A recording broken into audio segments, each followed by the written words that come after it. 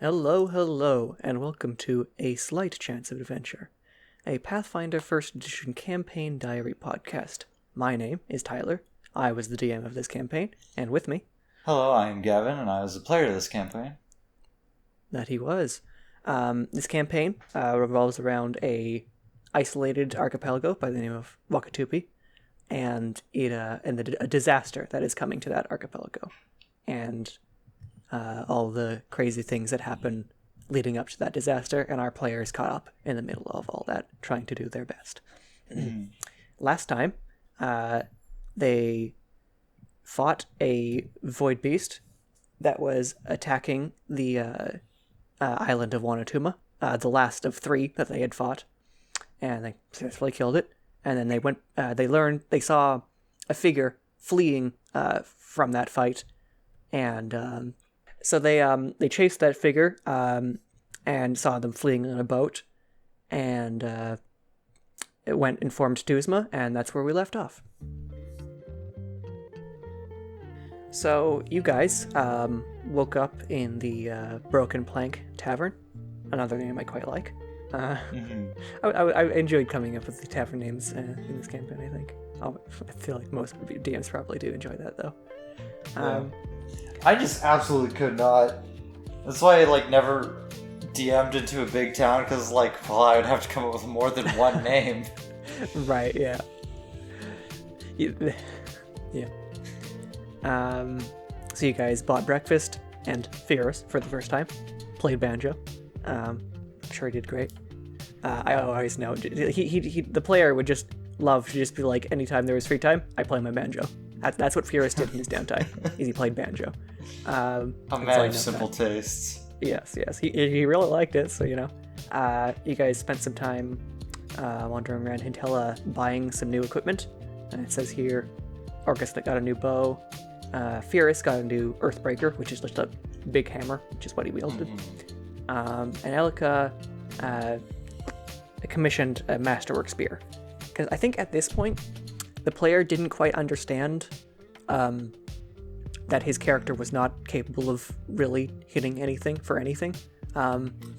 Yeah, kept trying to make the druid... He was a full caster druid, highly focused on casting in terms of his build, but then he would sometimes just pick up a spear and try and stab someone instead of casting a spell, because he didn't quite realize that was completely impossible for him with his build. But it is fun. It's like watching a child try to fit a square block in a circle hole. It's leave him alone. He's having fun. Yeah, he's enjoying himself. Anyway, you guys paid for transport to Avasara because you guys had guessed that fleeing figure from last time had gone back to to Little Avasara, or to Maleku, the island of Maleku, and you bought transport to Little Avasara to get onto Maleku. And you also wanted to talk to Druid. Along the trip, Fierce played banjo. You guys get to Little Avasara. You inform Druid of the meeting in 3 days. And you also bought and used some canoes to get around the island over to the Maja Grove side. Do you remember that? Right. Yeah. Because you guys didn't want to go across the island because it's a blight in the way, right? So you just bought some canoes to go around and into the Maja Grove. And when you got there, the leader, Gamal, had been kidnapped. Alright, Elka's friend. Yes. And you guys were, of course, oh no, we need to go help him. I don't think it had been made pretty clear that the kidnapper fled towards the blight. So you guys... Into the blight again? Yeah, into the blight. You guys passed stealthily, it says here, through the blight. Does it say it with quotation marks, or...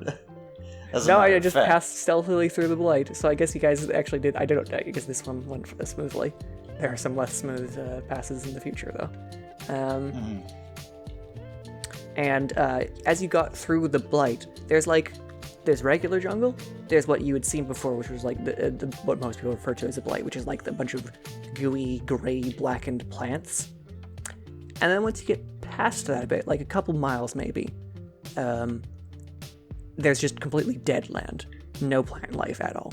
It's just like rock, blackened rock. You remember that? Yeah. Yeah. So you got into there, and that was, I think, a slight surprise to you guys, but yeah. And you guys wandered further into this dead area, and eventually you found some ruins, where the figure, who we'll now call Iberus, because that was his name, was waiting for you with Gamal tied up to his side. You remember Iberus? Yeah, I remember Iberus. It's just what he said. Iberus. We called him that because that was his name. Yeah. I don't know why that got me so off guard. But, yeah, I remember Iberus. He was a mean mother. Oh, yeah. He nearly kicked our ass. Yeah, he did mess you guys up a little, as we'll see. Good thing I'm literally a walking life support machine. Yes. You guys tried to negotiate with him, but then quickly realized, oh no, this man is literally a eating people obsessed cannibal who just wants to hurt people. We're gonna have to kill him, or fight him, or like knock him out. And so you guys did. There was a fight. I think this fight was mostly him versus you guys, and this is where I first really understood. Oh, if you just throw a solo boss at them, they can probably beat him, even if he looks scary. Because Iberus had been like, good. He did like a whole bunch of damage, but there were like 4 of us. Yeah. So, like, I think he knocked Elika's cat out, Leon. But like, because I will remember during this fight, I was like giddy on how much damage I was capable of doing, because like before this it'd be like, oh, 1d6 plus 2 and with most stuff, right? But then this guy had a whole ass plus 8. And when I did power attack, it was like plus 12 of my damage, which just like the idea of double digit damage was just mind blowing to me at this point. And so he was like the most dangerous thing that we fought to that point. Oh, but like, definitely, yes, because he was the first like proper solo boss. Everything else had like kind of minions around or something, so that it like softened the main thing, you know. But Iberus, like, if he got a full attack on you guys and hit everything, he could very well knock one of you guys in a single turn. Yeah. I remember in particular, Elika in this fight used like a fog spell, and everybody everybody at the time was like, "What the fuck are you doing? Are you stupid? What the fuck?" It wasn't quite that bad, but that was the sentiment, because like essentially she used it and it would like impacted everybody the same. Like everybody had a miss chance after that, but it ended up working really well for you guys, because Iberus like rolled really bad on his chances to hit, and so he just ended up, because of that spell, missing a lot of attacks on you guys. Sometimes the dice works it out. Yeah. Believe so in anyway, dice. I remember Orcus hit the final blow, and he chose to do it in a way that was non-lethal, so you guys just knocked Iberus out and captured him. Well, he's like the most important guy to this whole thing that we've found so far. Yeah, he's clearly the first person you could talk to who knew something, you know? So the plan was to capture him. There was also something that he had been standing next to when you arrived, which I'll call the focusing device, but it was this large, like, metallic thing on the ground that you figured out was like sucking in blight energy. And you guys realized, oh, this is like the other end of that weird metallic ring we found back on Wanatuma. And this is like the thing that's sucking stuff in, and then the ring was like blowing it out. So this is like what was causing the blight to happen on Wanatuma. Remember that? Yeah, it was fun to connect the dots like that. I think we were wondering, he's like, oh yeah, if we put our arm in through this end, what happens on the other end? It was like... there was a little bit of like, what, how can we play with this thing? But pretty quickly you decided, no, we need to break this. And so you guys got Fierce to whack it. And after he Right. whacked it enough, it exploded. Luckily, Fierce is a barbarian, so he was fine, and everybody else was far enough away. It did a good amount of damage, I remember. I think I just improvised it to do like 10d8 or something. 10d8. It was a fair bit. I don't know if it was quite that, but it was a lot, at least for this level. So yeah, you guys decided to travel through the night to get back to Little Avasara. Yeah, we didn't want to rest in the Yeah, because the option was rest in the Blight or just kind of push. It's not a nice goo, so. So yeah, you guys arrived back there. I remember made note of just how fatigued, bruised, and battered you guys were. And you also carrying Gamal with you guys because you'd saved him, and he wasn't going to get back on his own, really. So you guys had taken him over to Little Avasara, which he was from the Maja Druids. So it was kind of like a moment of first contact. Other than Elika, of first contact between like the leaders of like the Maja Druids and Little Avasara, and so you introduce Gamal to Druin, and they seem to start talking. It was pretty convenient that way because we needed them to meet up anyway. Oh yeah, you also probably told Gamal about the meeting because I know you wanted him to come along. Yeah, and then you guys had to find somewhere to sleep because you were all very tired. I'm not sure what Shanla did for sleep, but she was not hated. Elika went and stayed with the chipmunk folk she'd made friends with last time, Chespa. I think I stayed with them. Oh yeah, you did, didn't you? You did, right? Yeah. I had trouble getting up the tree. Yeah, you did. I remember that. Yeah, so you, Elika and Shanla, you stayed up in Chespa's tree. Ferris just stayed in his hut. And Orcus, Orcus didn't have anywhere to stay, and there wasn't any like refugee camp of people from Hintella this time, or from Wanatuma this time, to like hide out in. So he kind of just had to sleep and hope. And so he slept in front of Fierce's hut because Fierce's hut wasn't very big, and also I don't think Fierce wanted him inside. And well, I think I made him roll some perception checks, and Orcus woke up. I remember you guys found this absolutely hilarious. Woke up stripped naked, hanging from a tree. Yeah. Oh man, that was rough for him. Yeah. He lost like most of his gold in that. Yeah. He did. Well, he got robbed blind. Yeah. Of course, I think it was you guys went to and talked to Barsala, who was back in Little Avasara at this point, and essentially like, hey, could you like fix this for us? And I think she just went around like pulled some ears and dragged some people around and managed to get some of it, most of his stuff back. Yeah. Though I remember, so she like caught the people who had mostly done it, right? There was like 2 animal folk of some sort, and you'd gotten most of his stuff, but I think he'd lost he'd lost all of his gold, and they had they tossed it into the river. Yeah. So they're punished. You guys got to be a bit sadistic and take a bit of revenge by making them go and dive and try and get some of the gold back from the bottom of the river. Yeah, we didn't get all of it back. I know. No. I know that we definitely lost some. Mm-hmm. That was Orcus's embarrassment for the day. For the hour. For the hour, yeah. Anyway, you paid for transport back to Arbel. Virus, I think, rolled a natural 1, playing his banjo and broke a string. The greatest loss of this campaign. Yes.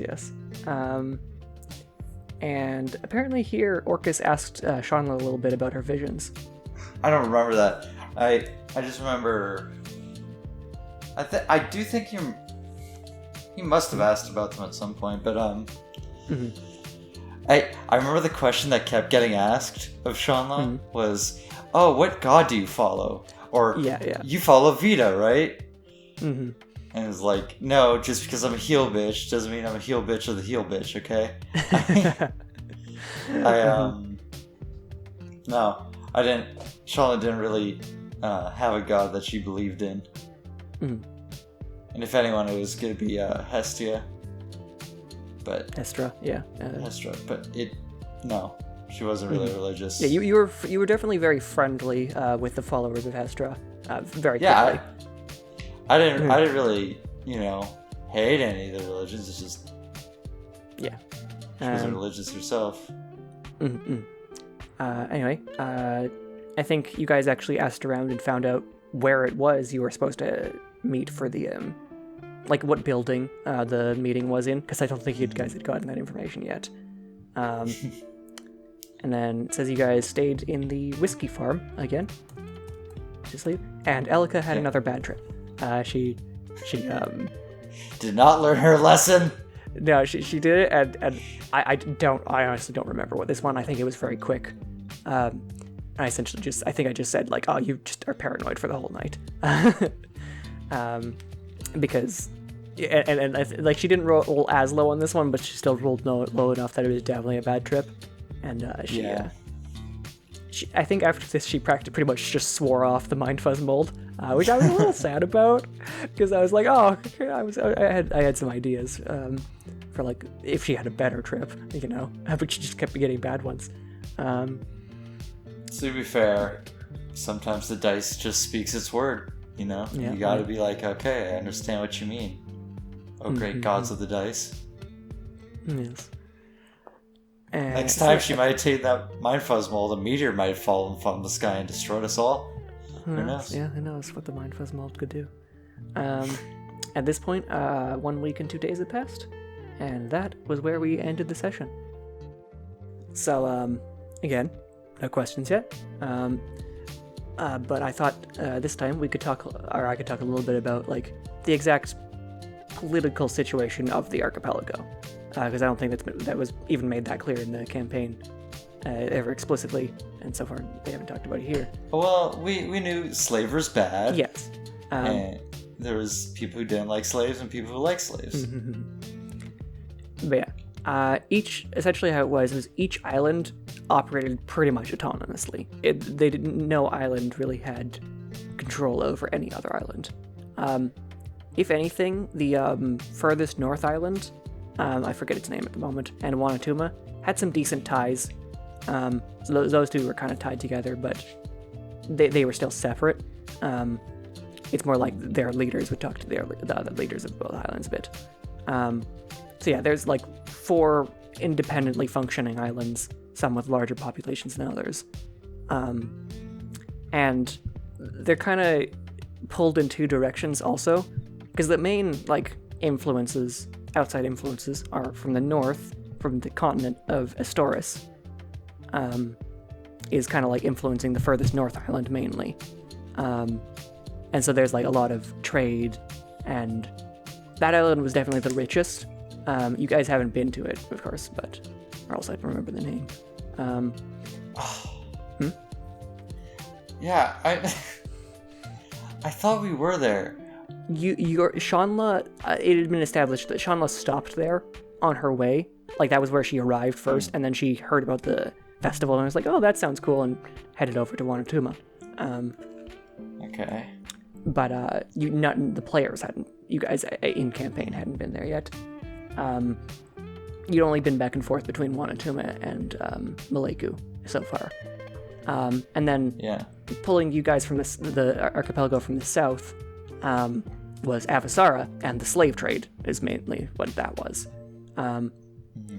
And so yeah, it created kind of a tension, and then like Wanatuma was kind of like the most like neutral ground between everybody really, which is why it ended up getting agreed to be as the place where the meeting was held between the different islands. Yeah, we didn't. It's kind of a shame that we never went to that northern. No, you did. Island. You do guys go do go there eventually. What? Oh, okay. You're thinking of the furthest south island, I think. Yeah. I think I can also mention that there were 5 islands in the archipelago. There were the 4 ones we've talked about here. And there was a fifth one that was referred to as the First Island. It was shrouded in mystery. No one ever got close to it because it was dangerous. And that was all. And I'll tell you guys now, everybody now, we never actually went there. For various reasons we'll talk about later. Was there anything important over there? I kind of left it... At this point, I hadn't figured much out. And I had plans, vague plans for it at this point. But I tend to leave my campaigns how they go a little pretty open-ended. You know, exactly how things work themselves out. And so, while I had hoped you guys would go there, I wasn't like set in stone that you would have to go there. And you ended up not going there. So yeah. We can talk more about it later, though. But each island was like...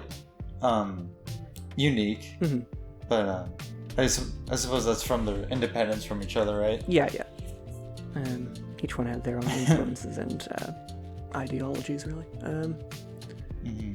Anyway, I think that's good for this episode. Thank you, everybody, for listening, and see you next time. Bye. Goodbye.